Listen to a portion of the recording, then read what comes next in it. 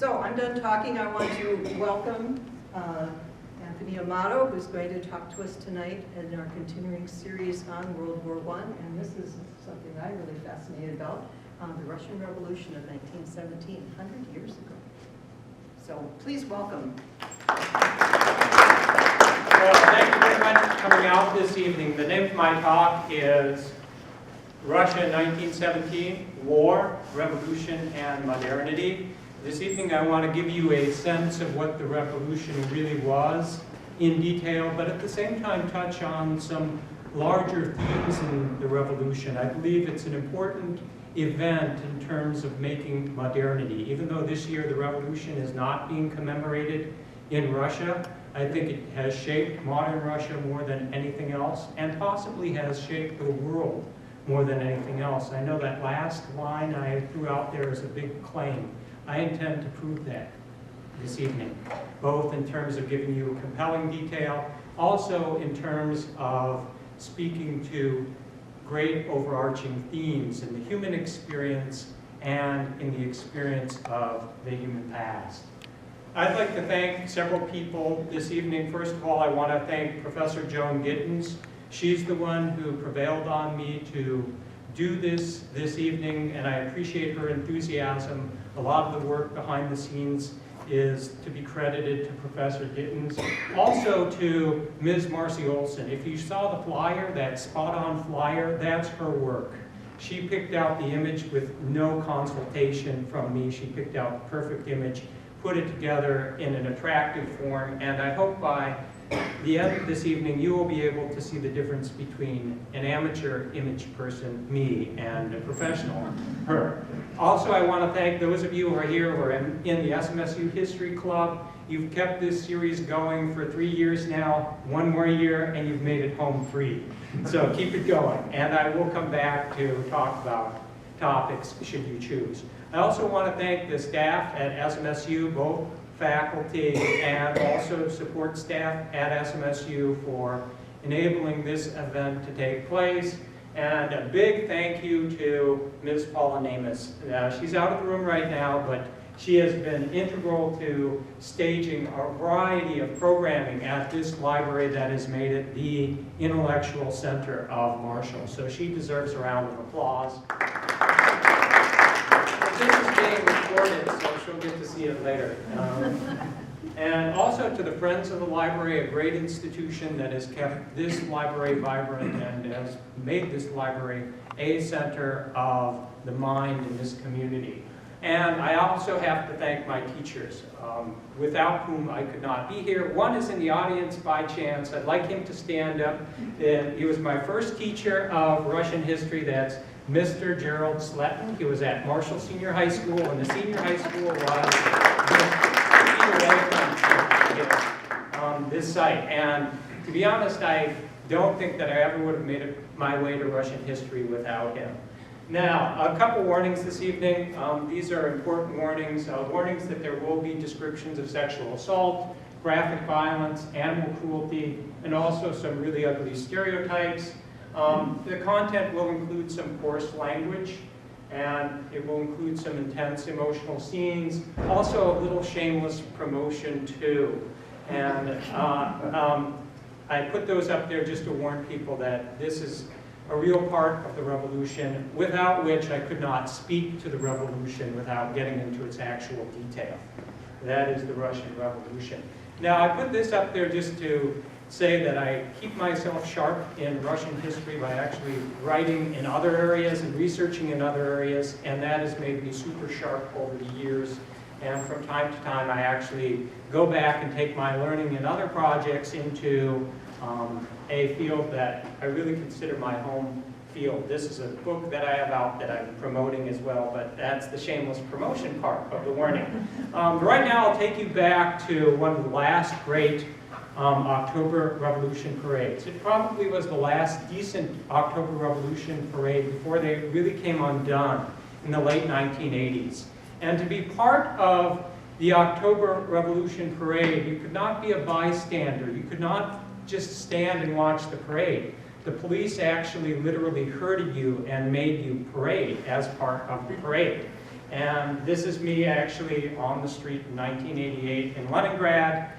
That is St. Petersburg, which was Petrograd during the war, right before I was about to be herded to be part of the parade. That's the assembly of the yearly parade every year on November 7th that commemorated the October Revolution. And that probably was the last good parade, because thereafter the parades stopped happening. And the Soviet Union, of course, you know, underwent drastic changes in the next couple of years and completely collapsed 3 years later.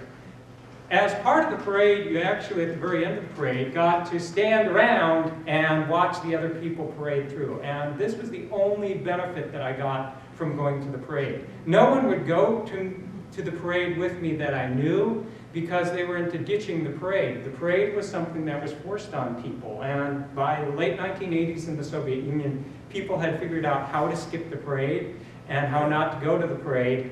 And this was a rare moment that I actually caught on camera after I had just paraded through the site of the Winter Palace as part of the celebration of October 7th, the anniversary of the revolution. And these people marching in the foreground here are a group of informal political groups. These were groups that had just taken hold in the Soviet Union, and everyone else had their banners in red with white lettering, but notice their banners are in white with red lettering. And what the main banner here says is, a monopoly on power is the path to stagnation. And these people were already brave enough back then to put it out there that they thought the Communist Party's monopoly on power had to go. And they showed up for the parade like this, marched in the parade with these banners up. And that's kind of a rare shot. So there was some reward to standing out and marching in the cold for hours upon hours. Now I want to go back to the original revolution to talk about the original revolution. I'd love to talk at length about the late Soviet Union, but that's too much reminiscence. I want to come at it from a historian's angle, actually to a point in the past that I cannot access, that I did not have access to. And that is Russia. Russia was an enormous country back then. It's an enormous country now. Russia was an empire seeking to modernize, seeking to change, and change in that empire had already become life-threatening for that empire by World War I. Here we see the upper echelon of Russian society. We have Nicholas I, and that's George V of England, his cousin. There's a reason why they looked so alike, and that will come up later in the lecture. And the royal family and the Winter Palace. These photos capture what the height of heights was in Russia at that time. A country that was divided, profoundly unequal, with a small group of people living the Western lifestyle and lavishly, and a large number of people living a life that was very different than in the West. These are just some provocative images that I put up here. Russia is often known for literature during that period. That's Dostoevsky, and ballet. This is the first Russian ballet there. But Russia was really a country of peasants, and it was seeking to modernize by building things like the Trans-Siberian Railroad, which was already built and completed well prior to World War I. And its problems were primarily financial, but there were also problems of social and ethnic justice as well. But the big issue on everyone's mind was, how do we turn Russia into a country that is prosperous? And many people felt that it would never happen under the current regime, and they favored different schemes of bringing about prosperity. Many of those schemes revolved around socialism, the teaching of one or another socialist about how worker control of the means of production would bring about wealth, because that could never happen in a capitalist system, and Russia was so different from the West, Russia could never fully adopt capitalism. Now, Russia had a large revolution that was a harbinger of things to come in 1905. And I don't know if anyone in the audience has ever had a car with a timing chain or timing belt that has been broken? But you step on the accelerator and the car just goes nowhere. And then a little bit later, it actually kicks in. It's a very dangerous thing to have happening in your car. I don't know whether anyone drives cars like that anymore. They're so computerized. But in the case of this particular car that I own that had a broken timing chain, there was something off. There was something really off about it. And the revolution of 1905 had all of the forces in place that would bring down the Russian autocracy in 1917, but they were just firing at the wrong time. They were firing, and it wasn't just as though the engine was not in tune. The engine actually was not going anywhere. The Russian Revolution of 1905 began with a peaceful march on the Winter Palace by a priest who was leading a group of demonstrators, and because of fear among the ranks of those guarding the palace, they opened up on the priest and the marchers and shot them down. Early in 1905, this event called Bloody Sunday would set the stage for a year of street battles, uprisings, mutinies, and riots. Some of the more important events of 1905 were the uprising of the sailors on the battleship Potemkin, and they managed to achieve nothing in the end except being captured slowly, but they showed the divisions that existed in Russian society and the fact that people were fed up. The reason why people were fed up in 1905, I think the best explanation of that is rising expectations. Russia had reached a point where people began to expect justice. They began to expect prosperity. They began to expect equality. And none of those three things were commodities that the autocracy, the Tsar, could deliver, because the Tsar, after all, ruled as an autocrat. He was an absolute monarch.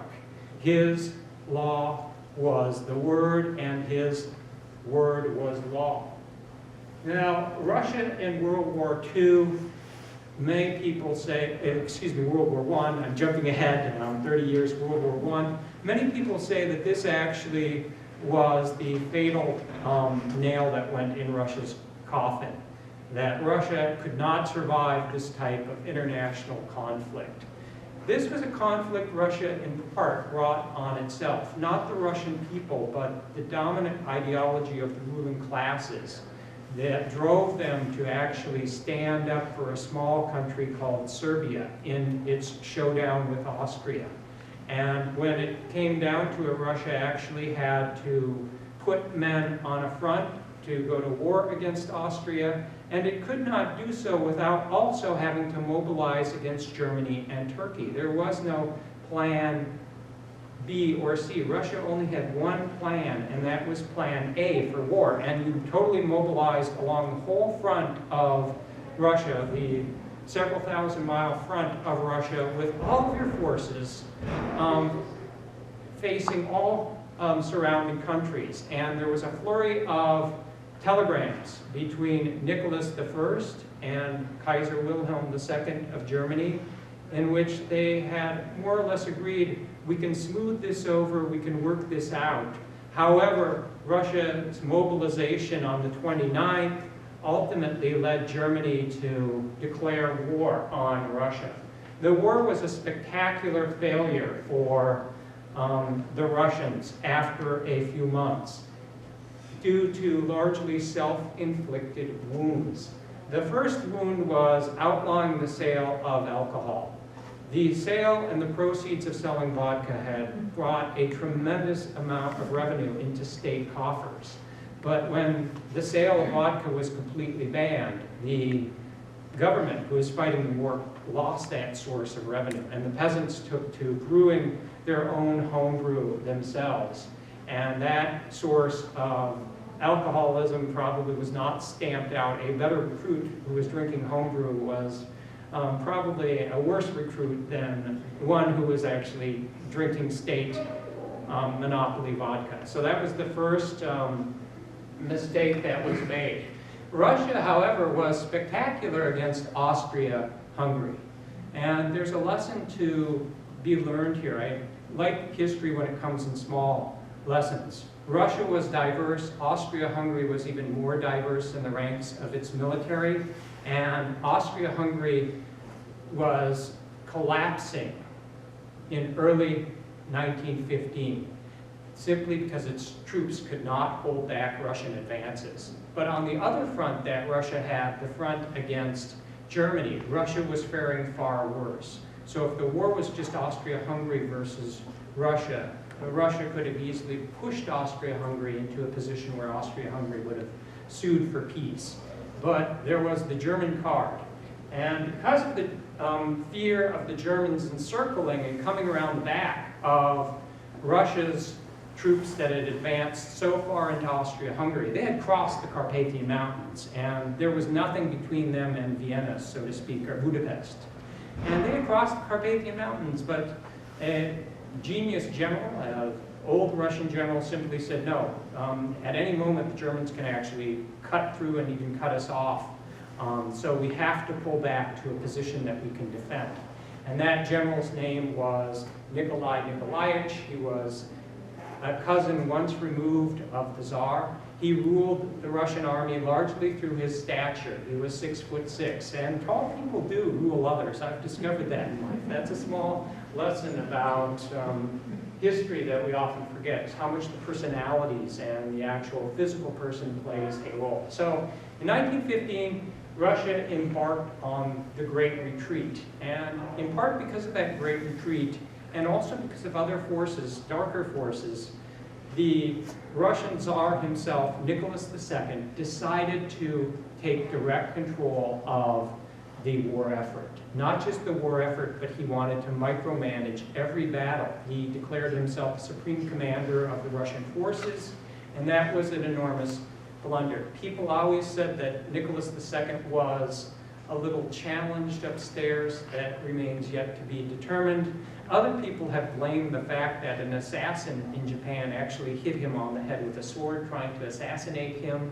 But whatever the case, he was stubborn and did not have the faculties to actually command armies in a modern military conflict.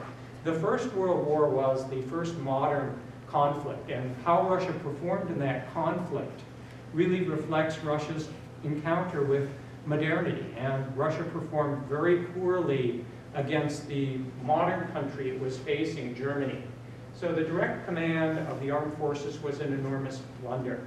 And then, like many countries, the war actually exhausted the country. This was not unique to Russia, but in 1917, British forces were down to assigning 4 shells to each artillery piece per day. That is not enough to actually support an artillery. Russia was in a far worse position in 1916. The line on Russia is that Russian soldiers were allotted 1 bullet per man per day. And they fired that bullet, and for the rest of the day they had to dodge bullets themselves in the trenches.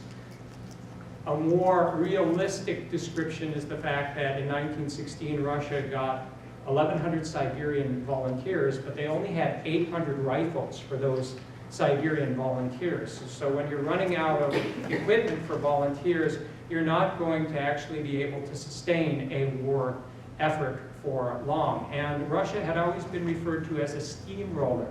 It was using large amounts of equipment and men to achieve its victories. It wasn't tactical, it wasn't very strategic, it was just pushing forward. And with the breakdown of the steamroller's engine, people to be fodder for the steamroller and also equipment for the steamroller, Russia, in a sense, fails at the war. And these are some images of the war that I put up. This is actually when the Germans take Warsaw up here in this corner shortly after the Great Retreat. This is a propaganda poster describing the worldwide fire. And this propaganda poster was actually put out by the Russian regime at the time. It was designed to recruit young men to fight, to put out this worldwide fire, set, of course, by the Central Powers, by Germany, Austria-Hungary, and their allies. Now, down in the bottom here is an interesting image, this shows the Tsar on vacation in the Crimea in 1916. The Tsar ostensibly was micromanaging the Russian military effort, but yet he had time for family vacations, and he was not present enough in Petrograd. That's what St. Petersburg was renamed Petrograd, because St. Petersburg sounded too German. He was not present enough in Petrograd because he was managing the army to manage the government, but yet he wasn't present enough at the headquarters of the military in Mogilev to actually manage the military well either. He went at it in sort of fits and starts, and then decided, well, it's time to go on vacation, and the family misses me, so I'm headed off to the Crimea. And the last figure is a classic figure. The greatest novel of the First World War was not All Quiet on the Western Front. It was rather The Good Soldier Schweik by Jaroslav Hasek. And Jaroslav Hasek's Good Soldier Schweik describes Schweik at the end of this unfinished novel going off to the Galician front to fight against Russia. So even this pathetic Czech-Austrian character who malingered, who disobeyed, actually was proving to be a resistance to Russia. And the truth was that Russia was having trouble in 1916, even with Austria-Hungary, the weak country that was on the verge of collapse in 1915. Now, the Russian history that you know and I know would not be that history without Rasputin. Grigori Rasputin was the central figure in some ways of the war in Russia, the First World War, probably more so than Nicholas II.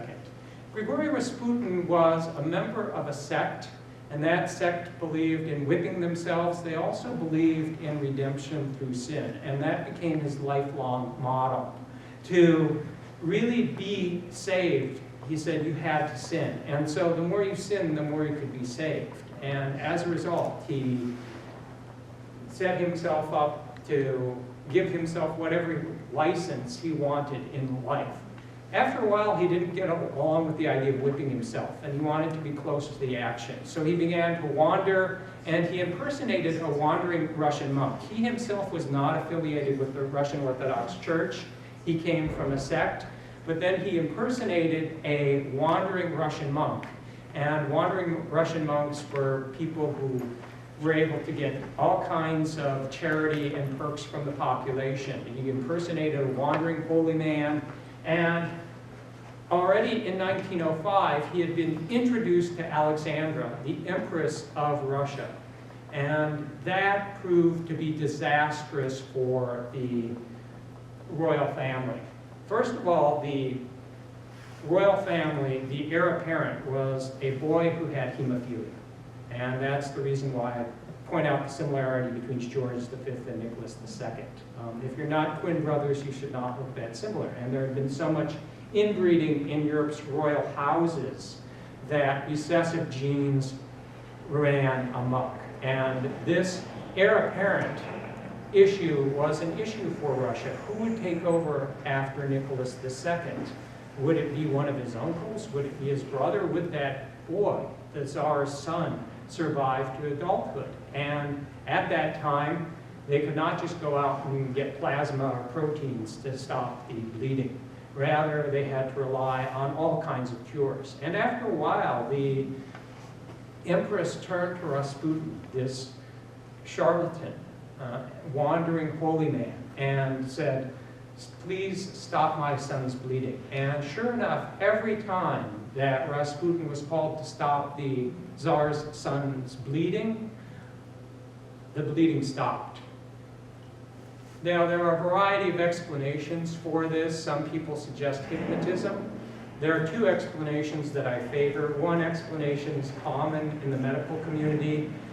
Actually, in most of the treatment of the Tsar's son for hemophilia, that treatment is counterindicated. In other words, it actually is the opposite thing that you should be doing. They were giving the Tsar's son aspirin, and that is a blood thinner, which made his blood flow all the more readily. My own explanation is this, that the Tsar's son,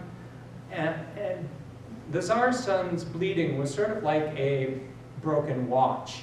It was right, it was going to stop or be right twice a day. And Rasputin simply saw the signs of it stopping. And he was able just to use people's bias or desire to see a cure and play into that over and over again. And there are a number of reasons why hemophilia's bleeding stops. As you can stop a bloody nose by leaning your head back like that.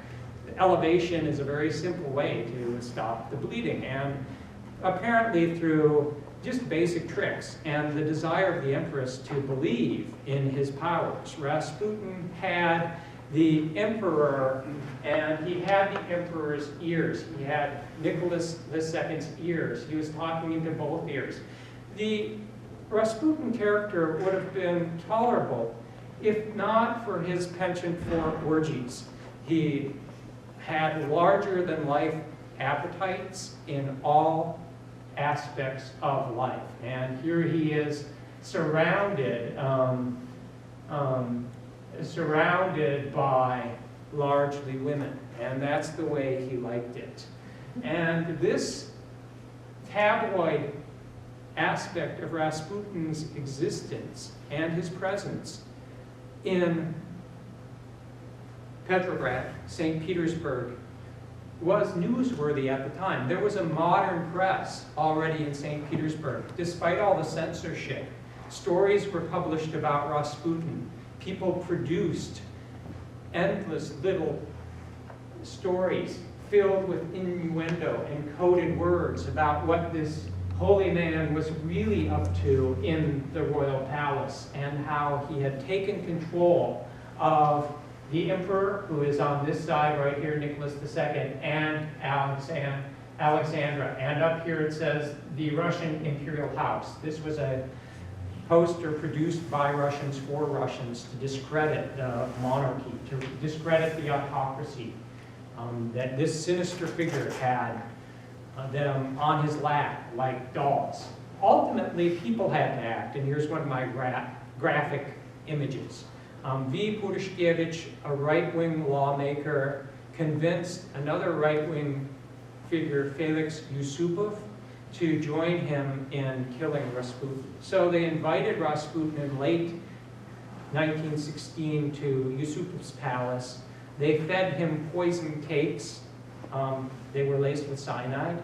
And they also gave him his favorite drink, which was port wine, except it had ample amounts of cyanide. And Rasputin had prodigious appetites. He just kept taking the cakes and drinking more wine, and it didn't have any effect. And at a certain point, one of the conspirators walked upstairs from the basement where they were partying, so to speak, and said, "This is doing nothing to him. We actually have to kill him." So another conspirator walked down and shot him several times with a gun. And Rasputin was just lying on the floor, bleeding, and as they turned their backs and looked away, Rasputin reanimated. And he came back to life, and then another conspirator actually began stabbing him over and over again.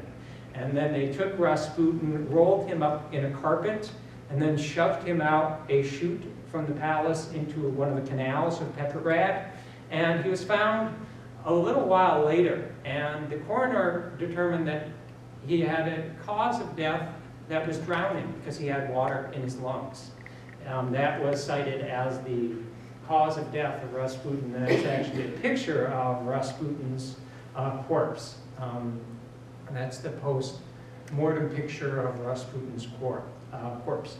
Well, Russia had much bigger problems by 1917 than Rasputin. Rasputin had discredited the monarchy in many ways by being a figure for the tabloids. Most Russians were convinced there was something really wrong with an emperor who was out of touch with his people, like a father who was out of touch with his children. And those Russians were Russians both at the top of society and the bottom of society. Russia was facing a war effort that seemed never-ending, and conditions were ever worse in Russia.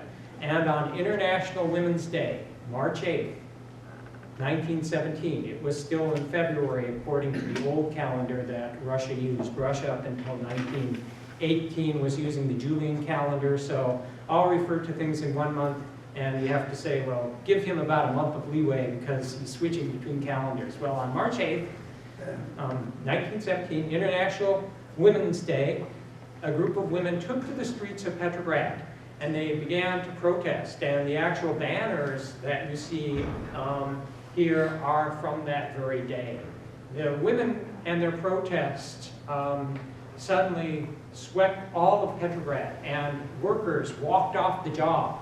Women especially walked off the job, and they walked across the ice of the river to join in the protests. And the response of the autocracy to the protests was to call in the Cossacks, armed horsemen who came in and attempted to beat the protesters and shot a number of them. Well, on the next day, more protesters flooded into the streets. And this had started out as a demonstration about bread. The banners that you actually see refer to the rations given to soldiers and their families. And the demonstration had been a demonstration about women's rights and better rations for soldiers, but soon it turned into a call for the resignation of Nicholas II. And Nicholas II was quite stubborn, but over time, over several days, several figures came to him and said, you must abdicate, you must give up the position of Tsar. And he abdicated in favor of Grand Duke Michael, one of his relatives, but Grand Duke Michael said, no, I too abdicate. I don't want to deal with this. So what Russia had was a provisional government. It is during February of 1917, during those events, those strikes and riots, that the Soviets reemerge. The actual term Soviet in Russia means council. And the Soviets first emerged in 1905.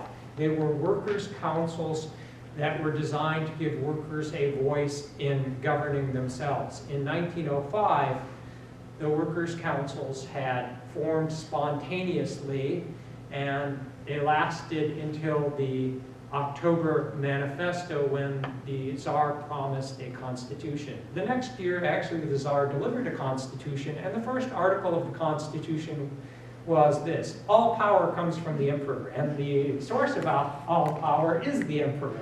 And more Russians saw themselves in a situation of dual power. The official power that they had in their lives was functioning less and less, so they turned to alternative forms of power, such as these workers' councils, these Soviets. This is one of the first banners ever put up, actually to call for, it actually says, long live the Soviets of the people, the Socialist Soviets. So the Soviets were a place where many socialists went. The socialists involved in labor of all different kinds, lived in the cities, and they saw this alternative way of governing themselves. Let's turn it over to workers' councils. This occurred in February 1917. Well, there was a government that stepped in, and this government was the Provisional Government. It might be better translated in English as the temporary government.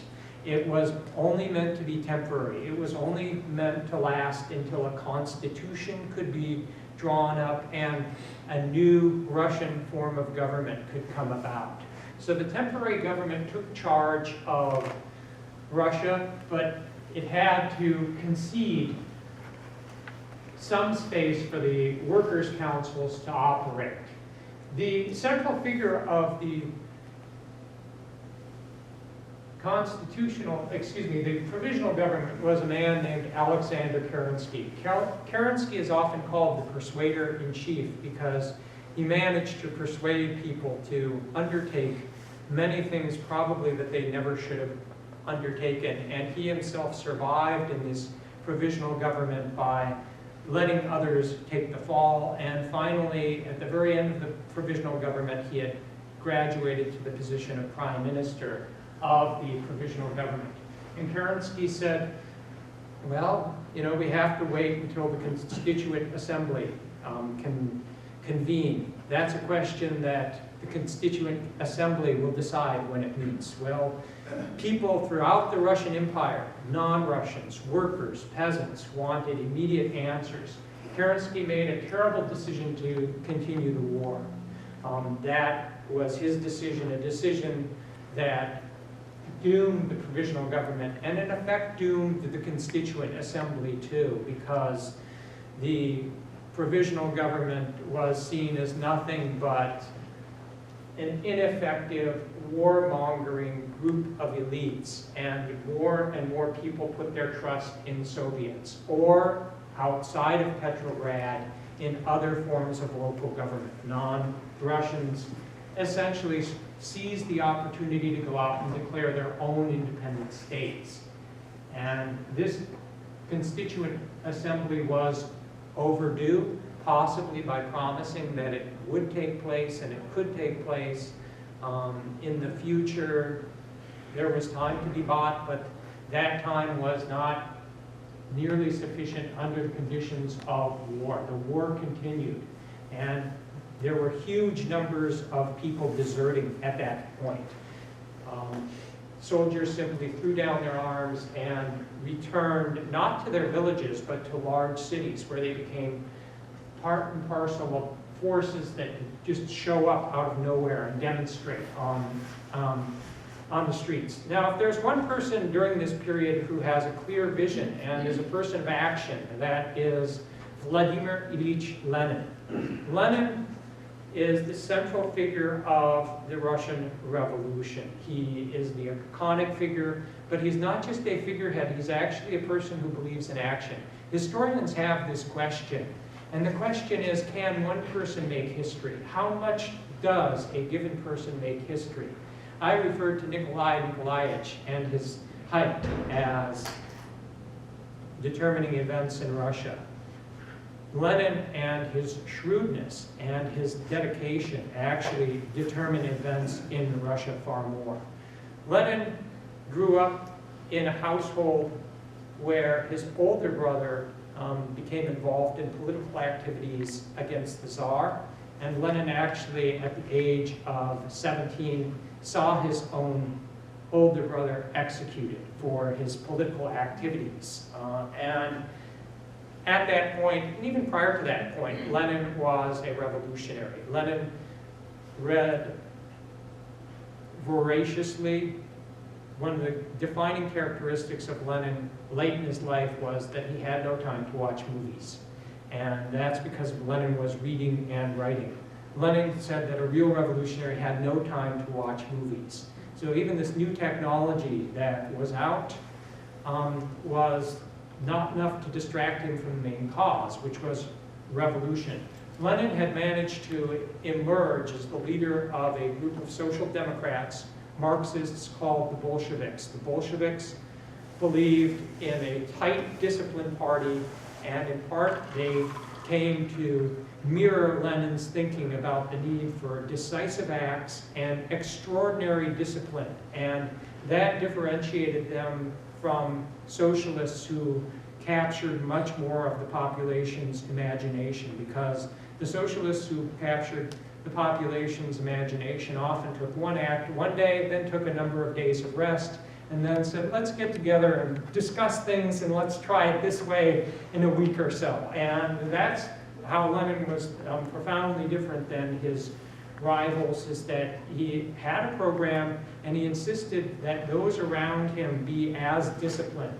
And Lenin came up with a simple slogan in April of 1917. It was a slogan that had been around in Russia for several years, and that was land, bread, and peace.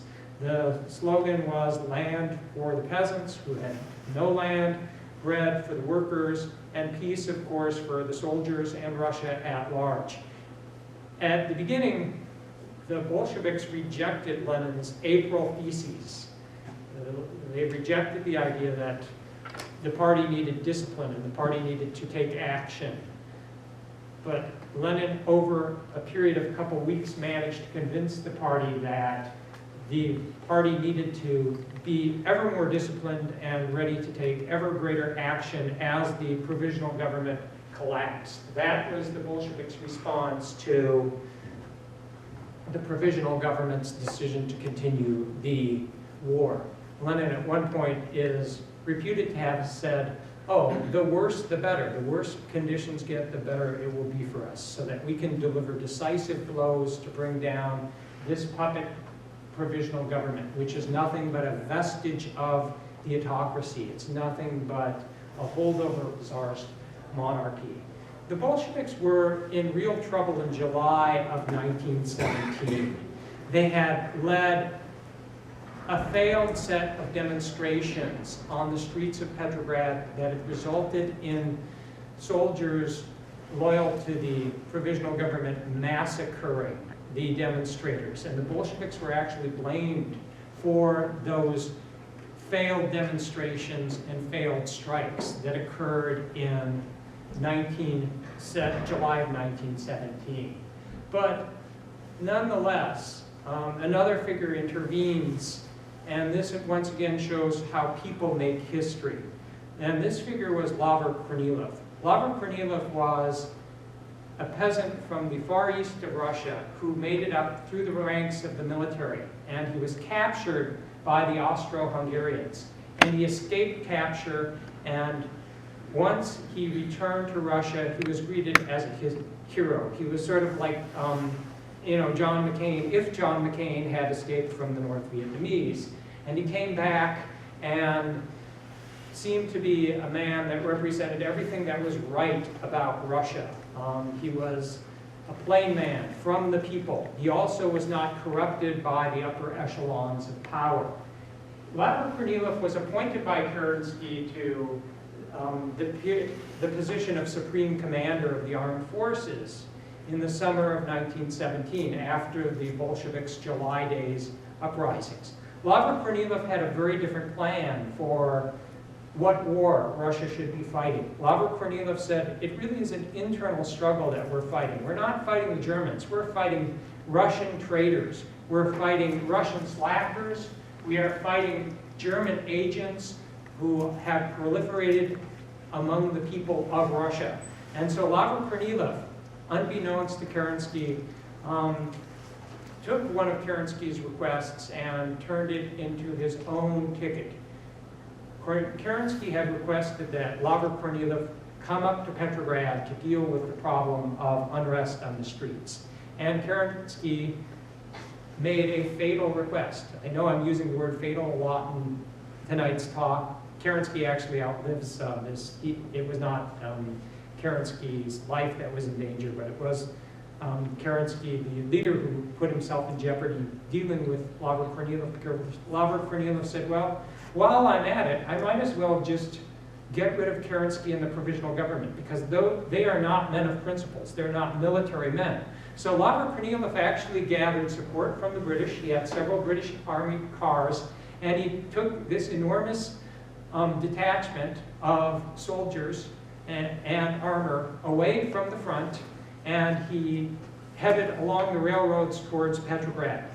Now, there were many people who were sympathetic to the leftist causes in Russia, if not members of the socialist parties of Russia, who were in positions to control railroad travel.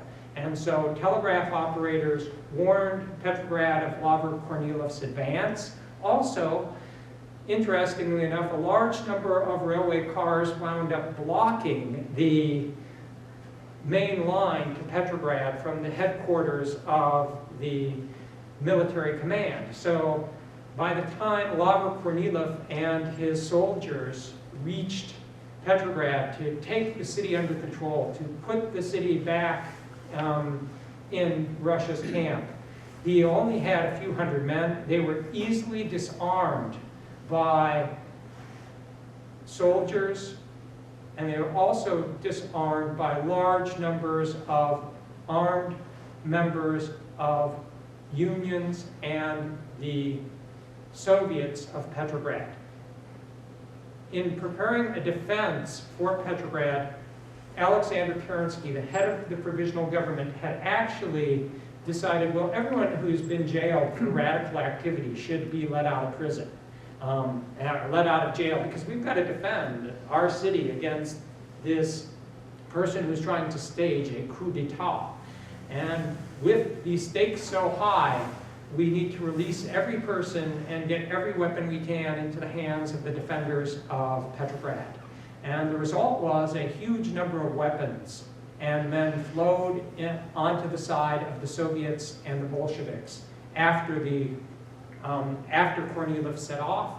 And those weapons and those men stayed loyal to the Soviets and the Bolsheviks after the Kornilov insurrection was put down.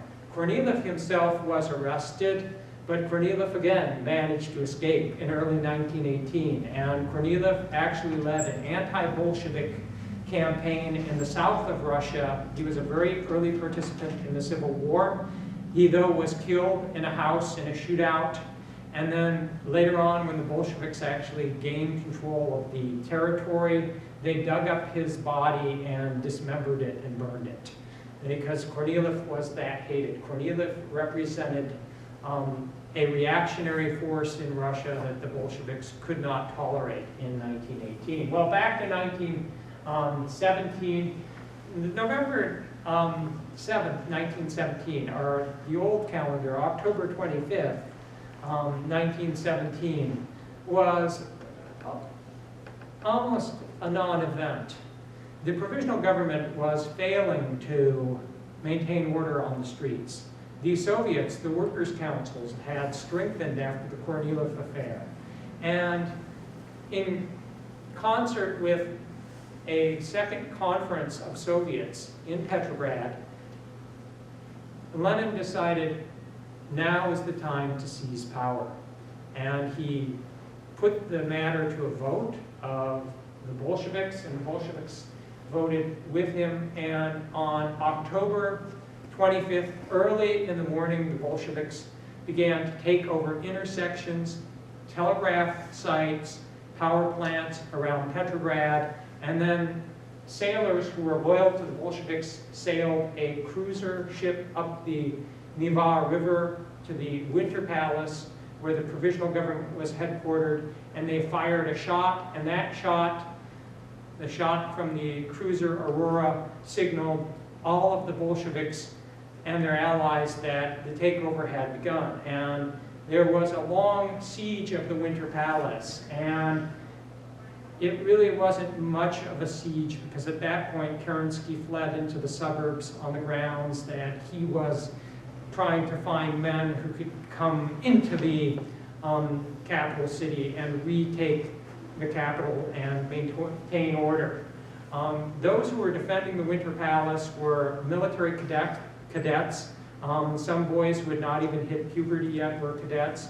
Also the Women's Death Battalion, which was created by the monarchy during the war to shame men into fighting, letting women fight and forming a death battalion to show that the Russian men needed to regain their manhood and be less cowardly. Now, those two groups fell, and the Bolsheviks immediately dispatched with a number of the people guarding the palace. The Bolsheviks actually raped several members of the Women's Death Battalion, and by the stroke of midnight between October 25th and October 26th, the Bolsheviks had control of the capital city, Petrograd. And that was the October Revolution. The October Revolution was much more of a coup or a putsch than any kind of revolution if we just focus on one day. But it built on a series of events that had gone back years, if not decades, in Russia. And the real fight begins after October 25th, 1917. And you were saying, well, what, after this war and after this takeover, the real fight begins? Yes. Russia fell into a lengthy civil war that lasted for 5 years. And that civil war really showed the horrors of modernity and civil war as no other civil war perhaps had in history. The Bolsheviks were a party of discipline. They believed that if they took decisive action and maintained the same stance among all members of their ranks, they would eventually win. And they were very successful in 1917 and early 1918, winning street struggles, disarming local militias. The Constituent Assembly held elections. The elections were held for the Constituent Assembly in November of 1917. The Bolsheviks fared poorly. They got less than 1/4 of the vote across Russia. And the big winner was a party called the Social Revolutionaries, a very undisciplined peasant-focused revolutionary party. And with that reality, the Bolsheviks were wondering, well, what will the Constituent Assembly bring the country as the new form of government? Because essentially the Bolsheviks had great power in Soviets in the cities, but there was this other creature out there called the government that was going to be created by the Constituent Assembly. The Bolsheviks went ahead and convened the Constituent Assembly in Petrograd, as promised, in January of 1918. The Bolsheviks surrounded the meeting hall in hundreds. All the Bolsheviks were armed with weapons, and the members of the Constituent Assembly met the first day. They elected a president for the new government. Then after that, they actually came up with a name for the new state. It was to be called the Russian Federated Republic, very close to the Russia as it was named in the Soviet Union. On the second day, the Bolsheviks stood by, surrounding the meeting hall with machine guns, and then at a certain point, one representative of the Bolsheviks walked up to those convening the assembly and said, "The guards are tired at this point. We are saying today it is time to adjourn." And those convening the meeting simply looked at the people making the request and realized the people making the request had all the guns. They had no guns. And the conveners abided by the modest request. And at that point, the Constituent Assembly never reconvened. It was really disbanded. Lenin, once having taken control of the Soviets and also having pushed the Constituent Assembly aside, focused on the main goal. And the main goal was peace. And peace was what Russia had not had for almost 4 years. So he quickly cut a deal with Germany. And while he was cutting a deal with Germany, he in a sense was giving continence, giving support to about every other socialist movement and independence movement he could across the Russian Empire. He was willing to make that type of a concession just to get onto solid ground. He was very concerned in his own writing that he was going to go the way of the Paris Commune of 1871, when a group of people in a French Revolution actually created a commune. And he was very concerned that the Soviet worker state was going to be as short-lived. So he was willing to cut about any deal he could with peripheral groups. Now, Leon Trotsky, after the Treaty of Brest-Litovsk, moves from the foreign ministry of the Soviets to the commander-in-chief of the Red Army, and at that point, a great struggle begins. It's a great struggle between the Bolsheviks and many other forces in the Russian Empire, and a great struggle between all of these other forces with each other as well, about who will determine the fate of places, who will determine the order of things in the far-flung reaches of the empire. The royal family and who was taken into captivity by Kornilov himself, ironically. I shouldn't use irony in history because really history is without irony, but that's just a curiosity. Kornilov actually took the royal family into custody in March of 1917 because they couldn't think of what should we do with this monarch and this royal family. They're no longer going to be a part of the future of Russia. They are handed over to the Bolsheviks, and the Bolsheviks move them far inland into Russia. They move them into Siberia, and the Bolsheviks suddenly really panic about the fact that they are surrounded by forces that could act at any moment to try to rescue the Tsar. And as a result, in the summer of 1917 in the city of Yekaterinburg, the Bolsheviks simply just killed the royal family in a cellar. Now, this struggle that is going on everywhere at once, and it's occurring on different levels. Lenin himself is shot in August of 1918 by a woman named Fenya Kaplan, and that provokes the Bolsheviks to take radical action against all of their opponents.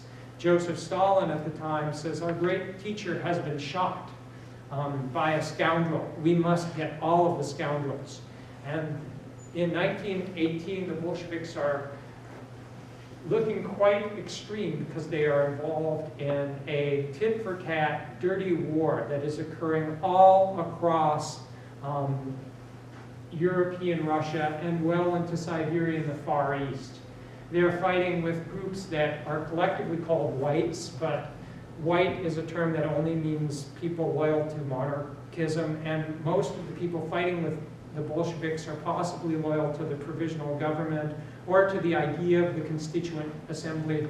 They're loyal to another brand of socialism, or on top of it, they're loyal to an ethnic movement of independence. And they are facing an even greater problem, the Bolsheviks are, because foreign powers want to keep Russia in the war. Many foreign powers have actually staked money and assets on Russia's success, lending money to Russia. So the United States, French, Germans, and even the Czechs and British intervene on behalf of the whites. But they find it very hard because they have no allies. With whom should they ally? There are more or less no people around who can speak directly to the Constituent Assembly. The Constituent Assembly was an idea, so they wind up fighting Bolsheviks, and they wind up fighting Bolsheviks rather unsuccessfully. The period is also a period of the rise of anarchists, and these are true anarchists.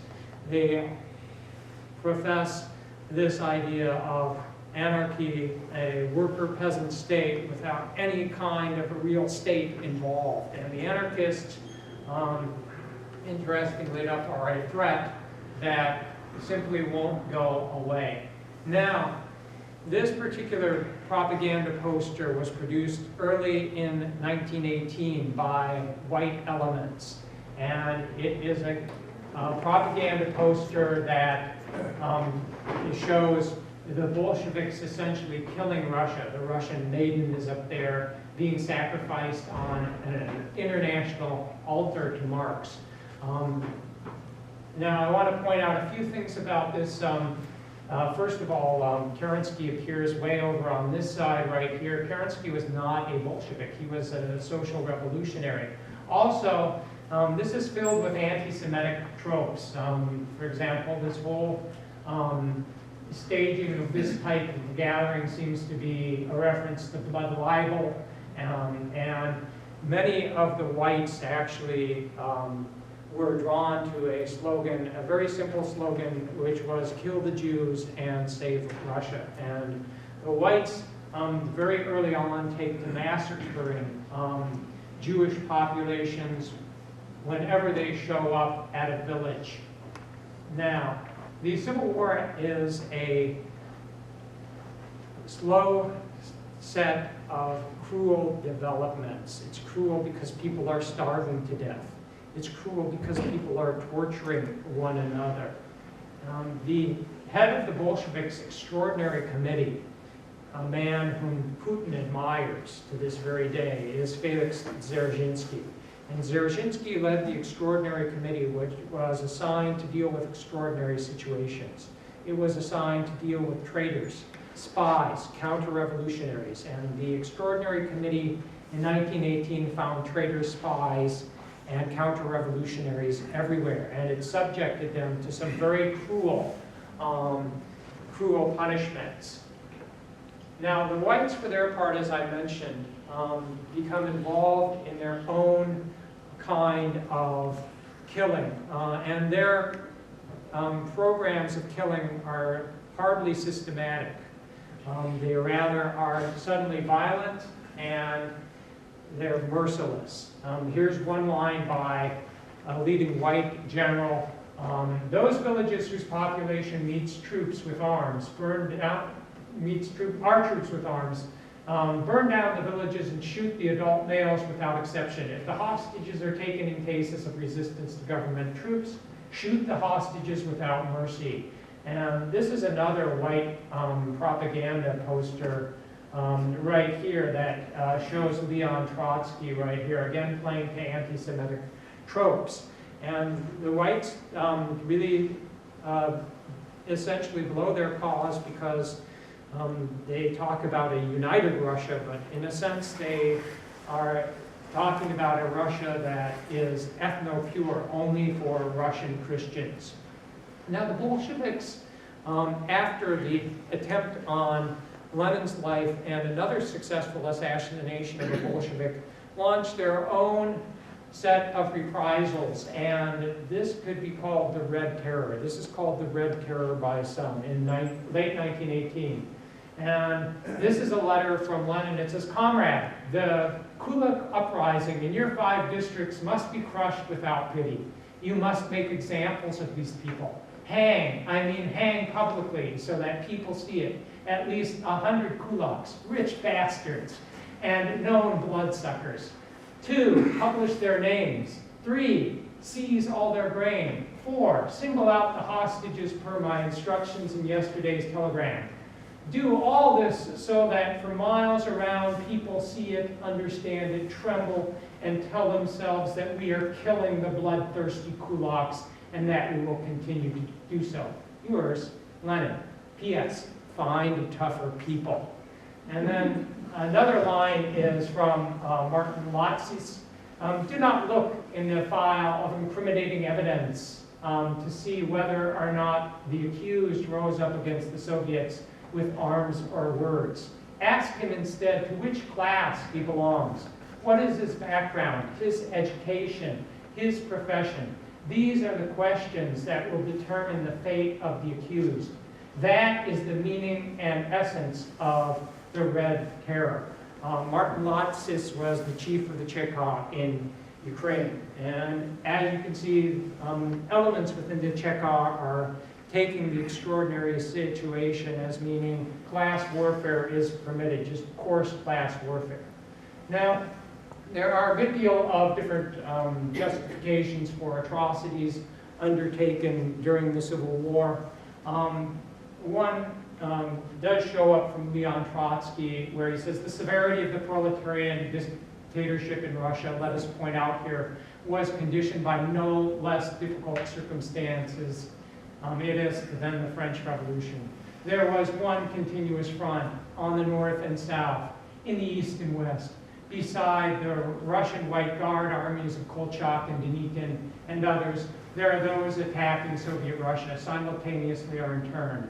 Germans, Austrians, Czechoslovaks, Serbs, Poles, Ukrainians, Romanians, French, British, Americans, Japanese, Finns, Estonians, Lithuanians.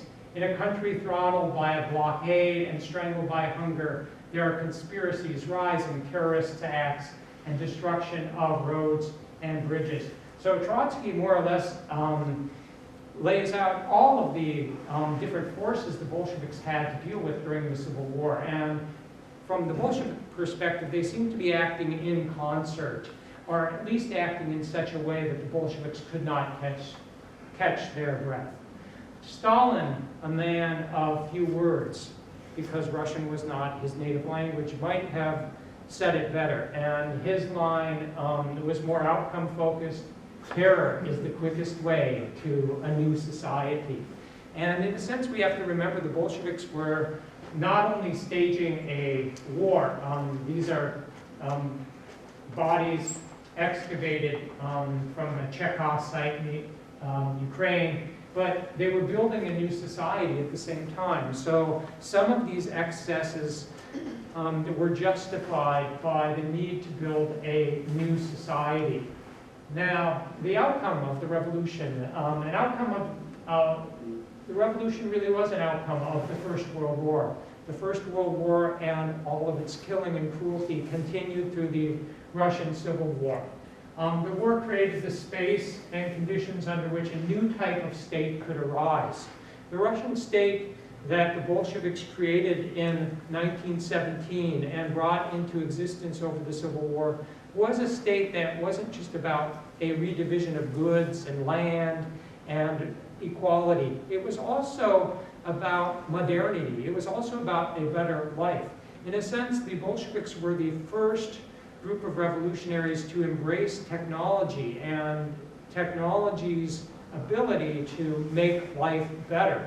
The Bolsheviks essentially saw Russia's problem as a problem of development. Once the reactionary elements were eliminated, then Russia's problem would be just one of development, to be solved through the newest technology and, of course, with a just social order. So we talk a lot today about technology and about how people are enamored of technology, but the Bolshevik Revolution, unlike the French Revolution and the American Revolution, actually was a revolution at a time when the pace of technology and invention had greatly increased. So the Bolsheviks could foresee a new order that was founded on this technology that would underwrite a society based on equality and also based on equity as well.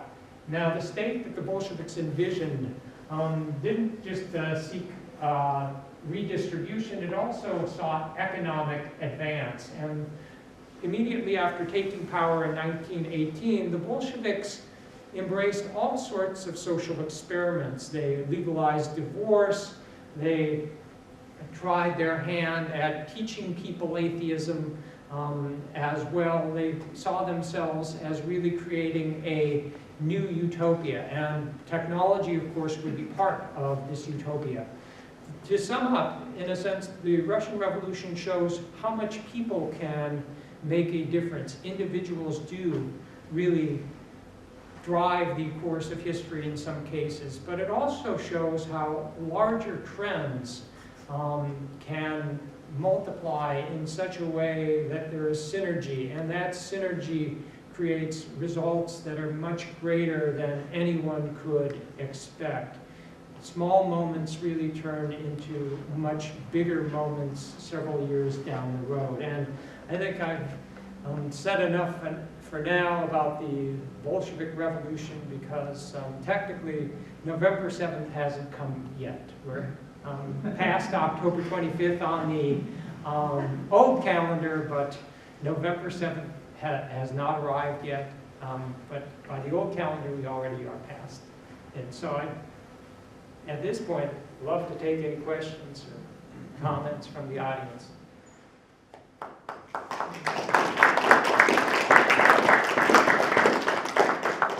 Yeah. I have two things, Tony. Yeah. Back a few slides. Yeah.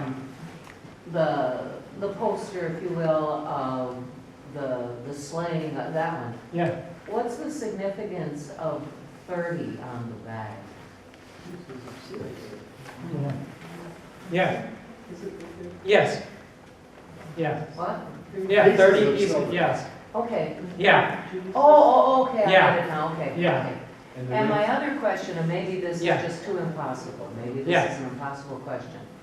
If there had not been World War I, hard to imagine, but if there had not been World War I, how would the revolution have unfolded? Earlier, later, about the same, or it's just too hard to speculate? No, that's been the issue in Russian history really up until Putin. And Putin sort of answered that question that it would wind up in a dictatorship of some type. And the Bolsheviks, in a sense, would not have taken power. They probably would not have ever been able to find a case or set of conditions where they could try such a bold social experiment. But a war-stressed Russia, let's imagine Russia got out of the war even early, a war-stressed Russia probably would have come back to dictatorship. And that is because of the issues of the population's level of education and the lack of institutions to safeguard against the power of one person, lack of a court system. All of these things people have pointed to push Russia more to the dictatorship column without the Bolsheviks. And Putin seems to get really confirm that point of view. I know I'm playing a little kind of historical game here, using hindsight in history. However, I think there are times when we can use hindsight, and the big question is, what if Russia never entered World War I? Well, the outcome has sort of been answered in the 21st century, and that is with a lack of institutions in place to be checks on people's power, and that desire to modernize and that pressure to modernize, that pushes in the direction of dictatorship all the time. Yeah. Hey, Tony, you mentioned the anti-Semitism of the whites. Yeah. And obviously Trotsky was Jewish Russia. Yeah. What about the Soviets? What element of anti-Semitism existed, or did it exist amongst the Soviets? Yeah, well, among those actually fighting for the Bolsheviks, there's a wonderful book by Serhiy Plokhy.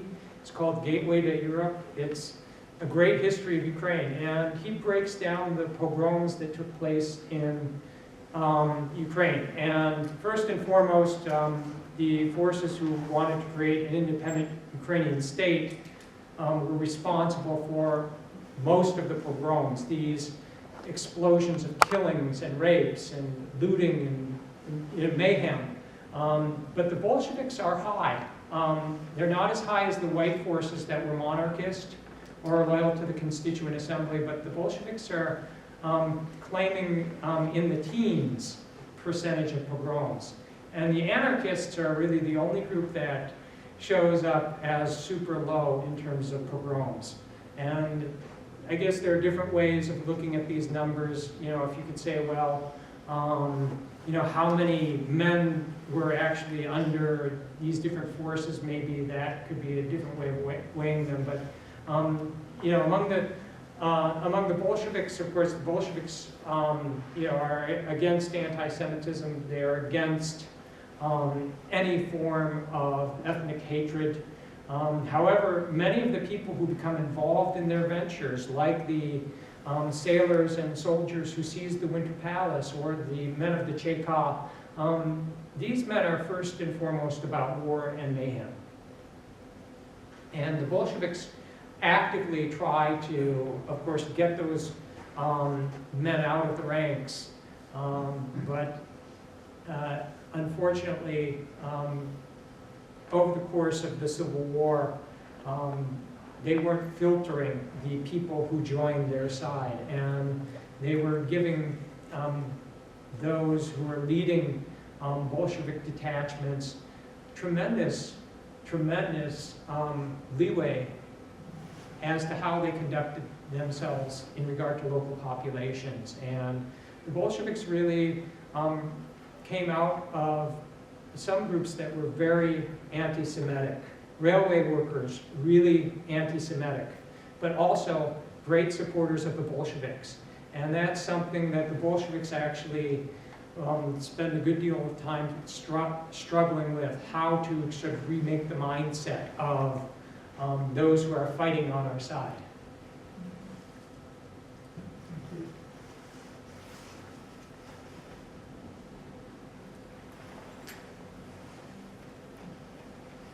You mentioned you're working on a book now. give yourself a little plug. What is it? Oh, well, this is a book that actually came out. I'm working on other books at the same time, not on the Russian Revolution. This book is on conservation on the Northern Plains. What I'm doing right now is I'm promoting this book. I've been going around promoting this book. However, tonight's talk really has everything to do with interests that I have in Russia. I'm not working on a book on the revolution at present, but maybe in the near future I'll take up some writing. Yeah. Is there going to be a follow-up to this talk? I mean, you kind of, to me, left us hanging. I mean, you got Stalin coming in, and I know there's like 4 or 5 years of really a lot of turbulence. There's a lot to be, that goes after. Is there any plan? Oh, I'd love to do a talk. Yeah.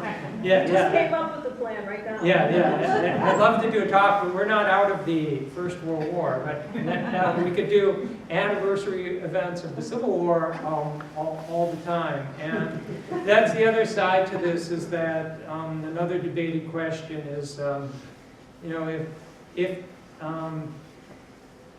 how much is Stalin actually the logical outcome of all of this? And there are those who say there were many different possibilities in 1921 that were out there, and Stalin really emerged because of happenstances. Other people say that Stalin was a product of Russia's contradictions, and both he and Putin were part and parcel of those contradictions that have persisted.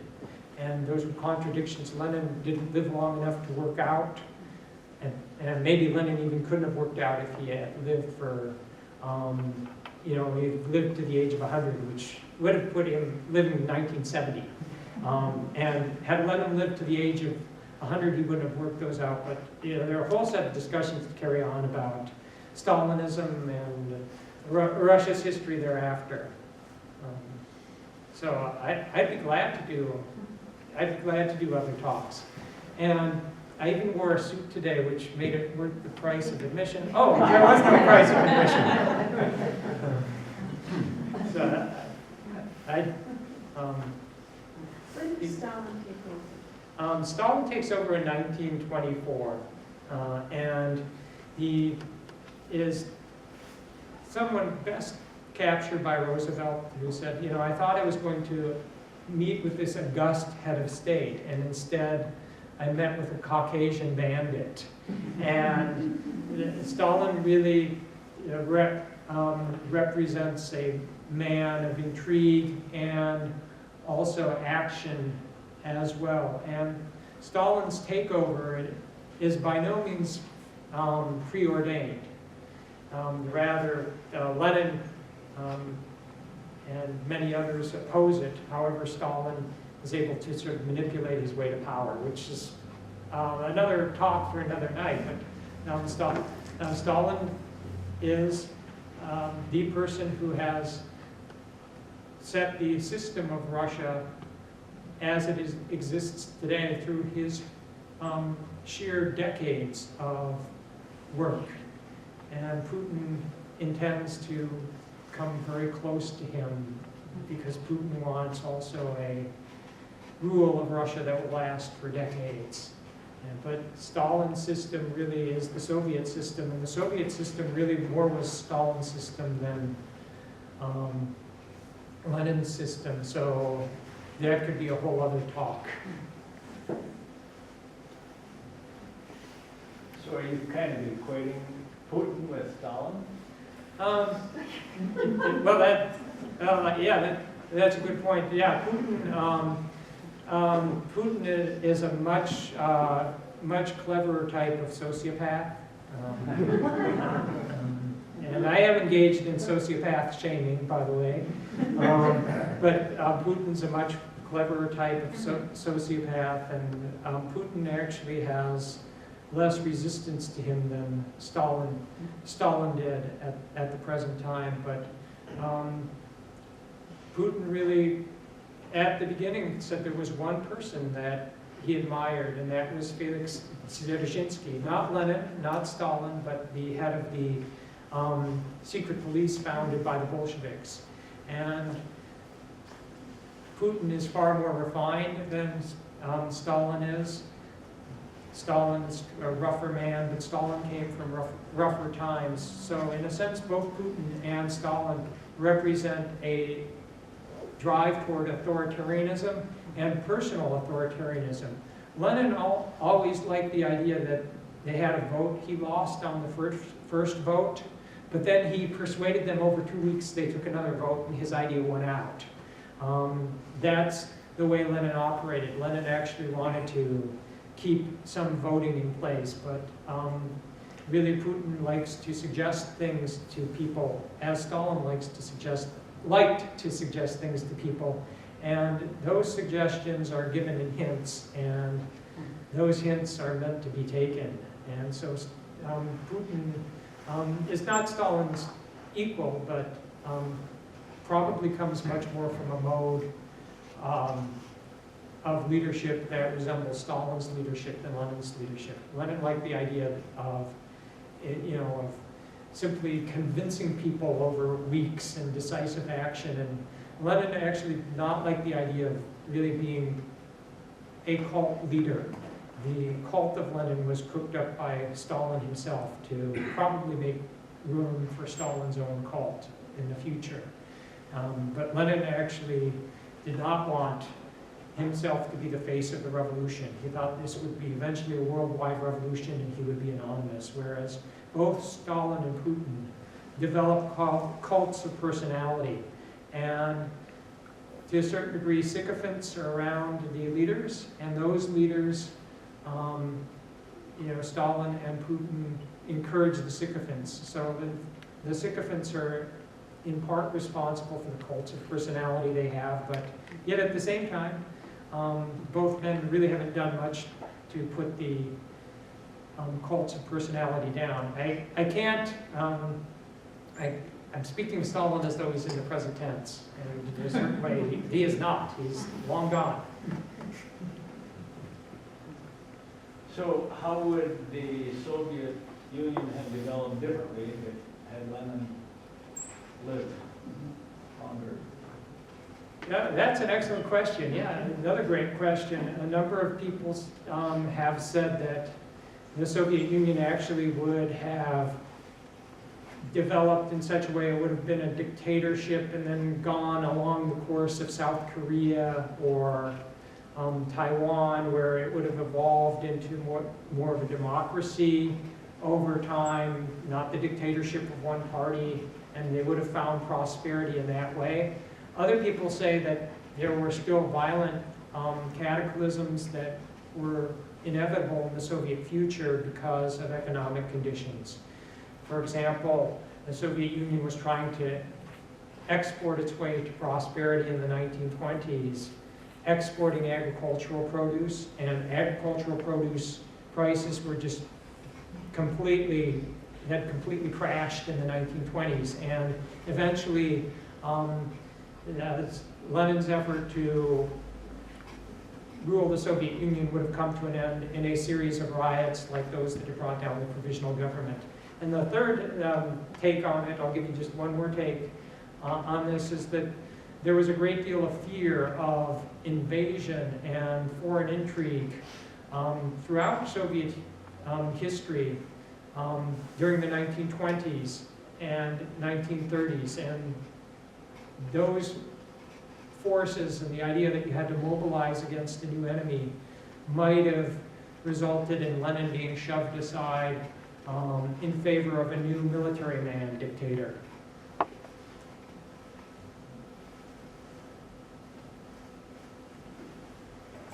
Thank you, Tony.